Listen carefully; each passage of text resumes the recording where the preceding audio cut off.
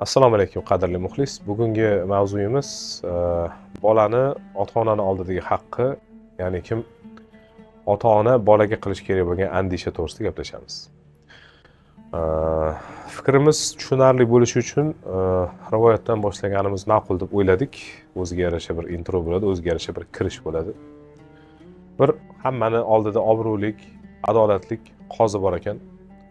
Shuni oldiga ota bilan farzand topib kelishibdi. Qozi ko'rsaki, bola otaga qo'l ko'targan, oddiy urmagan, do'pposlagan, ko'p joyiga lat yetkazgan. Qozi shunchalik bosiq ekanki, uni bu holatda odamni ko'rmaganda hayron bo'lib qolibdi. O'zini tuta olmasdan boyagi otasini urgan bolaga qattiq gapli gapiribdi. Ota-ku bu, ota o'tirgan uyi tomiga chiqilmaydi va hokazo qilib nasihatlar qilibdi. Quyushqondan chiqib qattiq gaplar ham gapiribdi. Bola jim o'tirgan ekan, tushundi shekilli, mayli bo'lar ish bo'pti deb shunga ozgina tanbeh bergan bo'lib, keyin yozib bergin bo'lgan voqeani deb qo'liga qog'oz qalam berdi. Bola jim o'tiraveribdi. Keyin otasidan so'rabdi, "Bu yozishni biladimi?" debdi. Ota yo'q debdi. Nimaga desa, o'qitmaganman. Nima ish qilasiz? Bol boqqan. Shu chiqib ketadi bahorda, podani yetaklab qishda qaytib keladi. Falon narsani biladimi? Yo'q. Son narsani biladimi? Yo'q. Dindan xabardormi? Yo'q. Ta'lim tarbiyadan, qadriyatdan xabardormi? Yo'q. Keyin boshini ushab qopti qozi. Xulosa o'laroq aytibdi. Bu kun bo'yi mol boqib yuradigan bo'lsa, sizni ham mol deb urib yoribdi-da, debdi, ikkalasini ham chiqarib yuboribdi. Shu paytgacha ota haqida qancha tasavvurda ega bo'lsa, bolaga berish kerak bo'lgan haqqini eslatmaganligidan ozgina afsus qilib qoldi.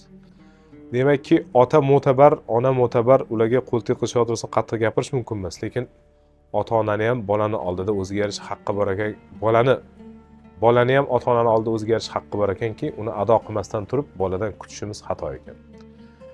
Mana shu bolaga berishimiz kerak bo'lgan narsani bolani oldidagi ota-onani andishasi deb nomladik. Andisha o'zi asli nima?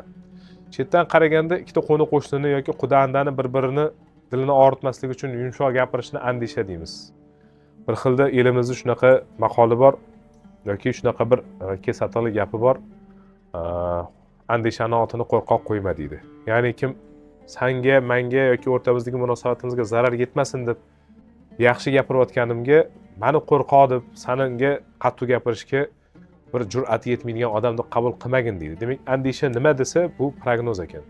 Shu qilayotgan ishimiz ertangi kunimizga qanaqa zarar yetkazadi yoki shu gap bilan munosabatimiz yoki yaxshi gaplarimiz ko'payadimi yoki buziladimi, shu haqida o'ylab gapirish yoki qilayotgan ishlarni o'ylab qilish andisha ekan. Endi ota-onani bolani oldida qanaqa andishasi bor? Buni o'sha sun'iy intellektga yozib tekshirsanglar ham bo'ladi. Birinchi navbatda avvaliki homiyligi, moddiy ta'minotini joyiga qo'yish kerak. Bundan tashqari to'g'ri ta'lim va to'g'ri tarbiya berish kerak. Mehribonchiligi yoki bo'lmasam unga berayotgan mehrini boshqa ko'rinishlarini ifodalab o'tirmaymiz. Bu haqida juda ko'p bizdan ham ortiqroq bilasizlar.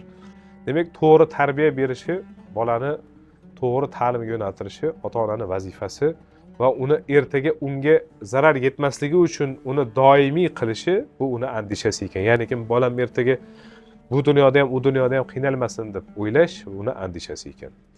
Endi yoshi katta odamlarimizni hammasi ham bo'lmasa ham orasida bolaga nisbatan beandishalik qilayotganlari bo'lganligidan gapirdik. Buni nima bilan dalillaysan desa, men ta'lim sohasidagi odamman, ota-onalar majlis qilamiz, vaqt topib kela oladiganlari vaqt topib kela olmaydiganlardan kamroq. Lekin shu majlisni o'tkazganimizdan keyin chiqib biror bir joyga ovqatlanishga, restoranga yoki bir choyxonaga yo bir tog'larga borsak, o'tdagi bemalol vaqtini boshqa narsaga sarflayotgan ota-onalarni ko'zimiz bilan ko'ramiz. Ularni boshqa narsaga vaqti bo'lsa ham bolasini o'qituvchisini oldiga kelishga negadir vaqti yo'q. Telefon qilsak ko'tarmaydiganlari bor. Ertalab bolasi kech keladi, so'rasa nimaga unaqa bolangiz yoki darsini qilmaysiz, o'zi shunaqa deydi. Endi menda savol tug'iladi. Sirkda hayvonni o'rgatishyapti. Anta chilangarlar temirlarni to'g'irlashyapti, qattiq narsalarni egib bukib. Siz chilangar chalaymasmisiz yo bolangiz temir chalaymasmi?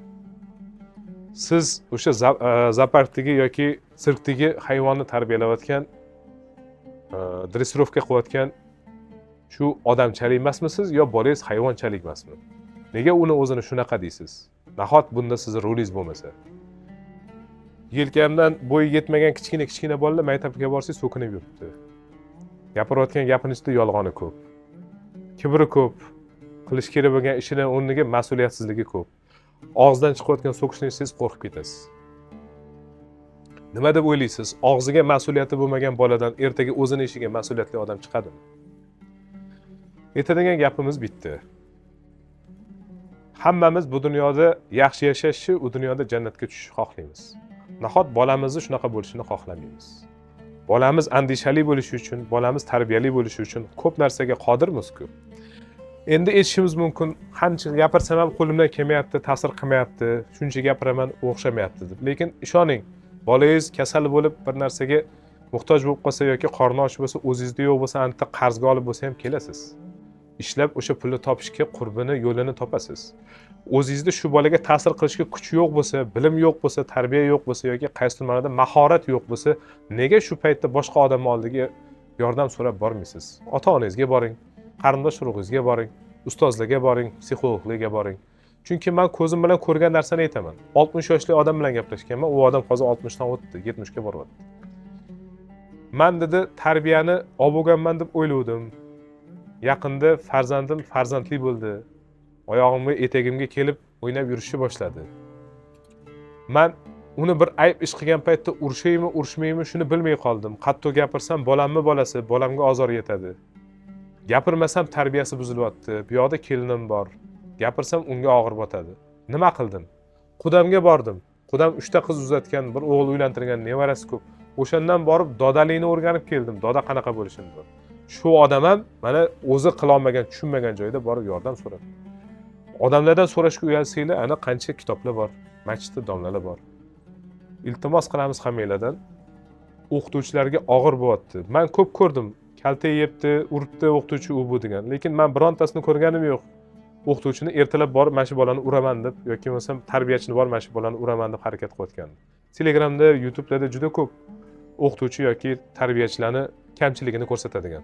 Lekin shu bolalarni provokatsiya qilayotganini, shu bolalarni shu ahvolga kelib qolayotganini, nimaga shunaqaligini o'ylayotgan odamlarning nimagadir kamini ko'ryapmiz.